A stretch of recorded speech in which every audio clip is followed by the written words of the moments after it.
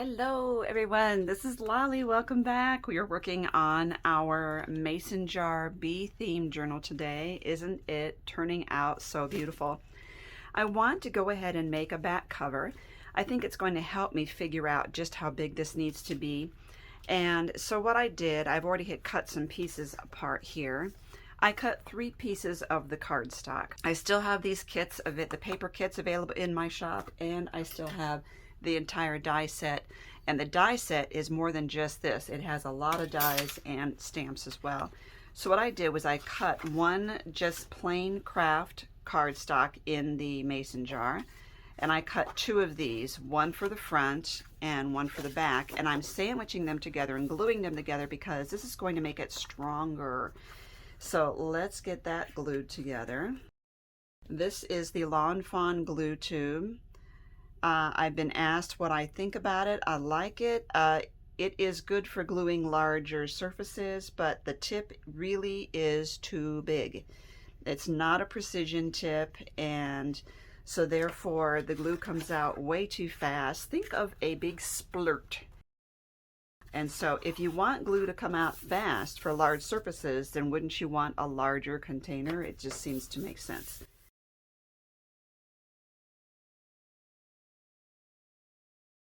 Perfect. And also, since this is the back cover, I do want something to reinforce the holes even more. I have these wide eyelets from We Are Memory Keepers. They are in my shop, and I think I want to do the same to the back.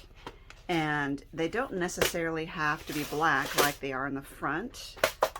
So I'm just looking at, I could even go something like that, or the brown. Ooh, I like that brown. I do plan on having black, or I could do 3 different colors. How's that?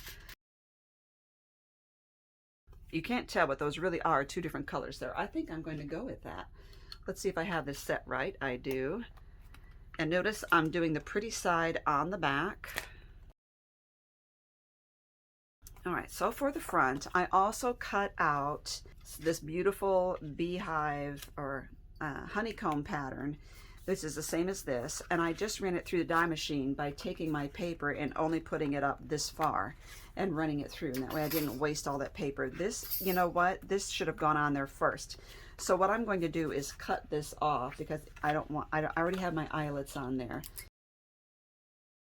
and just glue that on as a pocket. Okay, and then I want to add this as a trim to that pocket.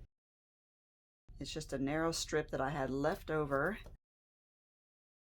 And I could see that this strip is not an even strip. In other words, it's a little larger on one side than the other. Oh well. And I have this. This is one of the stamps that's in the set.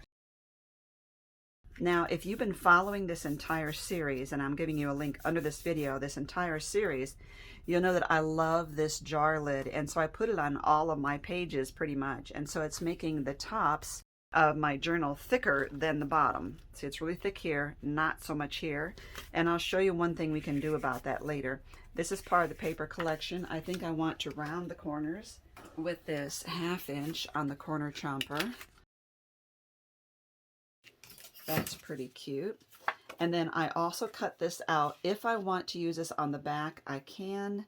I'm not sure. This is the back of the project, and I am okay with it being very plain like that, meaning a solid back, because usually my journals, I make the backs pretty solid like that without putting, I could also do it this way, and I think I might do that. I like that. It's pretty, and it's just a decorative piece.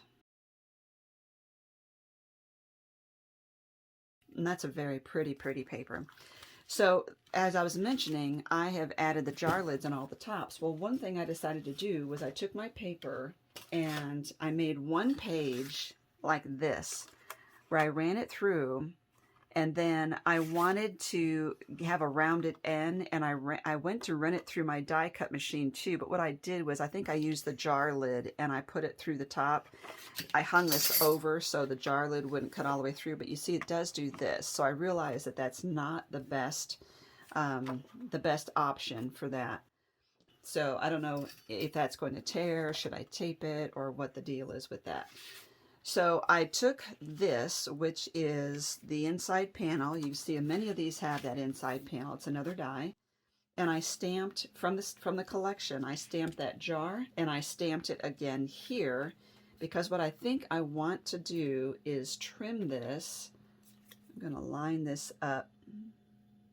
I want this to look like it's part way full of honey. So I'm looking at these two lines, and I'm just going to draw that. And I am going to cut that out. That's my idea anyway. I don't know if it's going to work. And I thought to glue that on there, it might look like, it's very crooked. It's a very crooked jar. But it looks like that there's some honey in the jar. I should have looked straight down over this one drawing it, and I didn't, but I'm going to leave it like that anyway. And just as an accent, this is the die I mentioned in one of the previous videos, and it cuts out these really fun honeycomb pieces, and I had to separate them. And I think if I glue one of them right up there on the top, it would help with that spot that I have that's torn. I know what I'll do. I'll do it right there. I'll glue that right there, and it'll help with that little torn area.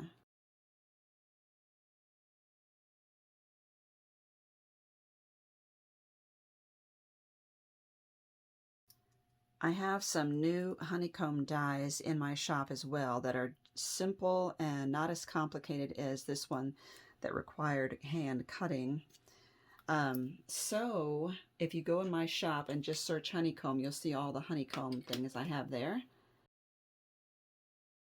So what this did was it made a page that's short, and it goes just under the die, the jar lid right there. I could even trim it off just a little bit, and I think I need to.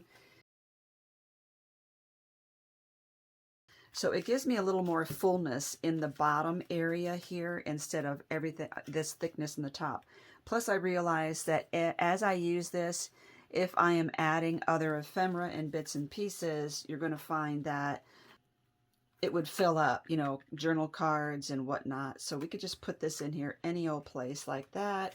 Now the last thing I want to do, I have stickers left as well, but I also have the last of these ephemera pieces.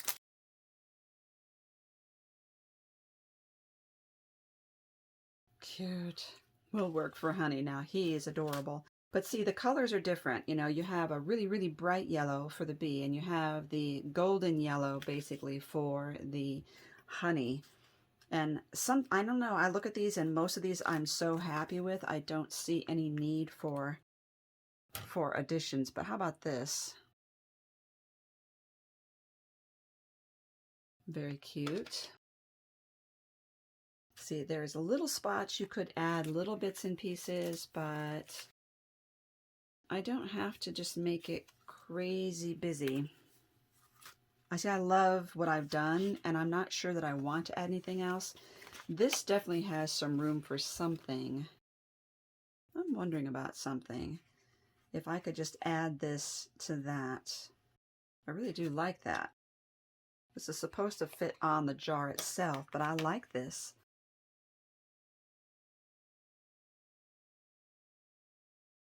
Okay, pretty cute. Wondering about, that's cute, but this is really getting lost on that paper, so not so sure about that. Home is where my honey bee. Now this is bright, and it almost needs, again, it gets lost. It almost needs something that's different. One of these would also work up there, but I've already got one of those here. I just did that one. Do I want anything? You know, this would work. I think I need a little extra, some inking here, so it's not so lost on this busy page. Let's put it a little lower here. This one's already very busy, so I don't want to add anything there. This is busy as well.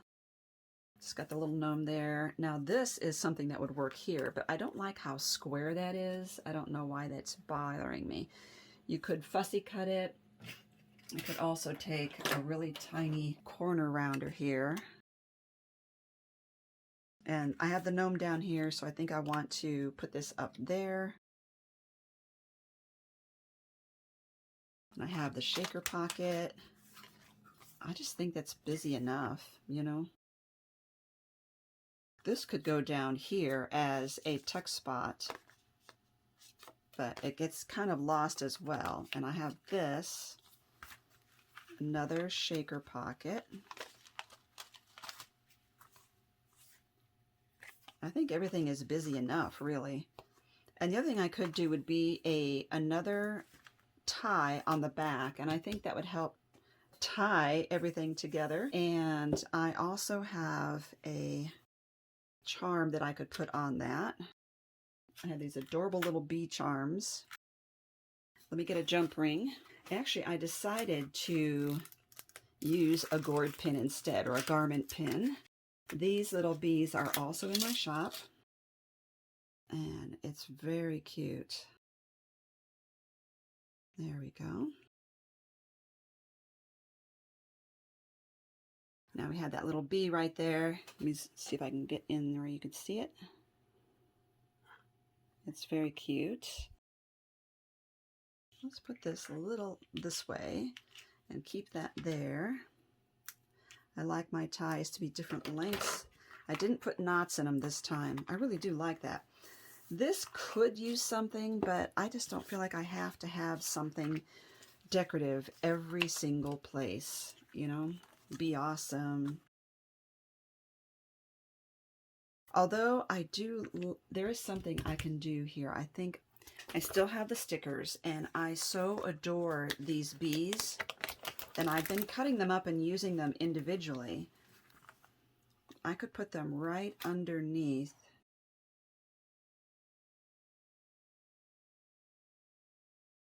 Oh, it just fits in there before that hole. That's pretty cute.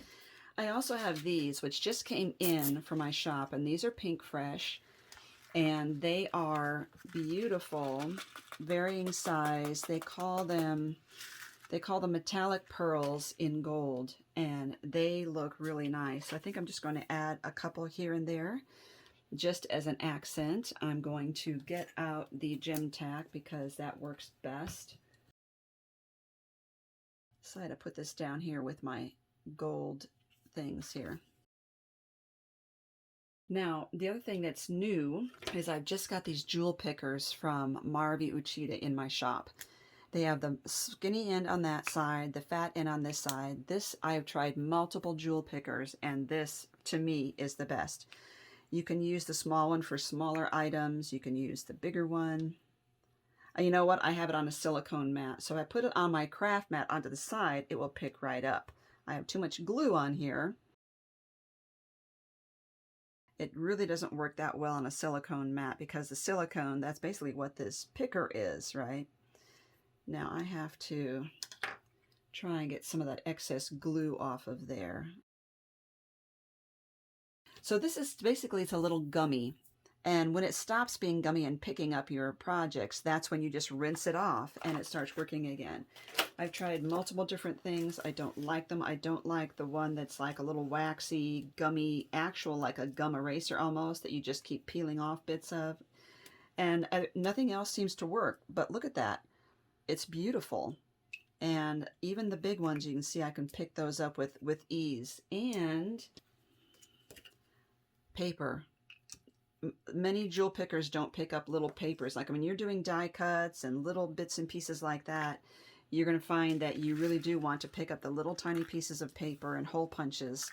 So that is, I love them. They're in my shop now. I'll give you a link down below. Under this video is where I always have my supply list. People ask questions often about where did you find that one thing. That's because it's in the list, the supply list down below. Whether it's something I carry or not, I try to list as many of the items I can in that video description box. Okay, and these are nice little zip bags. This needs to dry.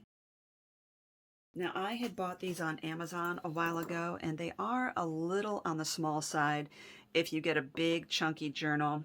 I'm not sure how big these ones are. I think they're 1¼ rings. So what I'm going to do is ring this up, and we'll come back and show you the finished result. Okay, there it is.